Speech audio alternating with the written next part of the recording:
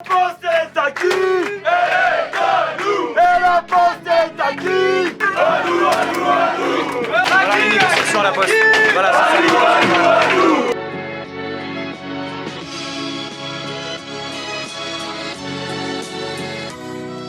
Quelle est l'ambiance de cette occupation? Zen, la zen attitude. On est tous là, on papote comme si on était invités.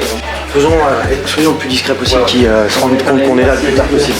Moi je m'appelle Inissa, je suis étudiante à Nanterre, je suis la grève des postiers et postières depuis son début. Et cette grève pour moi elle représente voilà, tout ce qui est le plus exemplaire, donc c'est pour ça que je suis ici avec eux aujourd'hui pour occuper justement ce siège de la Poste. On visite un peu, bien dans nos bureaux, fissures dans les murs, des toiles d'araignée partout, les vélos qui tiennent plus la route. En réalité, ces postiers et postières, ils se battent pour nous, ils se battent pour la défense du service public, contre la casse de leurs conditions d'emploi. On a un destin là pour l'instant, moi mon but c'est de gagner la grève. Il faut que mon patron arrête de nous emmerder. Il faut qu'il me laisse sur mon vélo. Et surtout qu'il arrête de nous prendre pour des ânes, cérébralement et physiquement.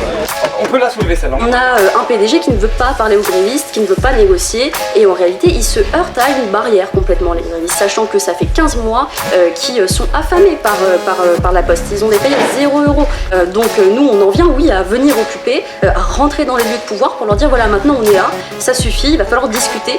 C'est ça qu'on veut aujourd'hui, c'est discuter, avancer, parce qu'ils veulent juste reprendre le travail, mais le travail avec toute leur dignité, quoi. T'es prête à quoi en fait pour faire avancer votre situation? À tout. Ils nous crachent dessus, ils nous méprisent. Bon, et ben c'est ça.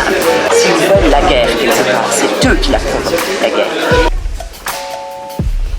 On prépare le terrain.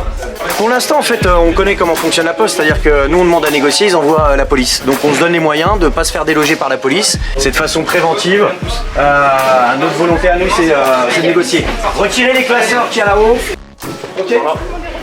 Les amis, tous les collègues de la flèche, on s'en bat les couilles. Rentrez. Je suis en premier, attention à vous. Ok. Non, attends. C'est voilà. Non.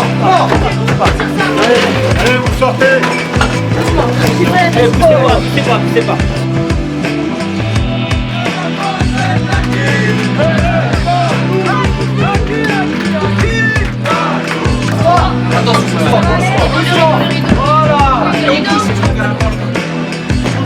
Là, on va tenter d'appeler la direction nationale. S'ils nous donnent l'engagement, la garantie que lundi on les reçoit en audience de négociation pour discuter du protocole de fin de conflit et de finaliser, en fait, il n'y a aucune raison qu'on soit encore là. On rentre chez nous. On informe aussi la police que nous sommes dans un lieu très exigu et que même pas à 2 mètres, il y a une porte qui donne accès à une fenêtre qui n'a pas de barrière. On veut un interlocuteur de la Poste. Les impressions sur le moment, c'est que c'est juste dingue en fait. Après, la volonté est là, et en fait, on ira jusqu'au bout, quoi. Ils vont nous dire comment ça va.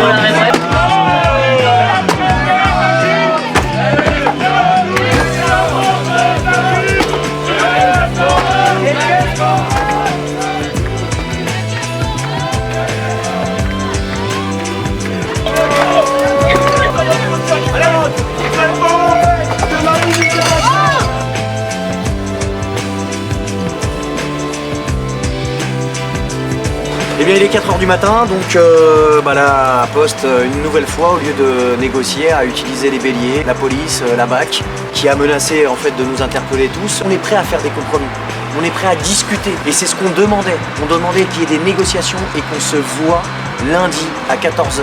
Vous refusez, mais sachez une chose, notre détermination elle est intacte, parce que la Poste elle est à qui? Elle est à nous. Et la Poste est à qui? Elle est à nous. Je suis désolé, mais je ne veux pas être empereur.